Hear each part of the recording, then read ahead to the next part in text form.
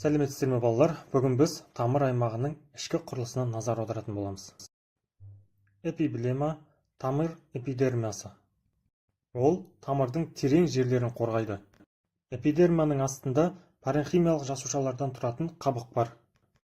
Жас тамырда бұл жасушалар тамыр түкшесінен тамыр ортасына су өткізеді. Қабық жасушаларының ішкі қабаты эндодерма деп аталатын қатты қабат түрінде болады. Бұл қабаттың жасушалары өлі болып келеді.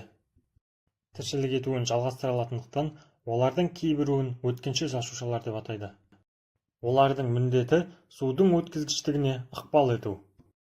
Эндодермадан кейін тамырдың орталық бөлігін алатын стелла тұрады. Стелланың бірінші қабаты бүйір тамырларын қалыптастыратын перицикл. Бұл қосалқы тамырлар флоемадан және қабат-қабат ксилемадан тұратын. Стелланың дәл ортасында орналасатын өткізгіш шоқтар.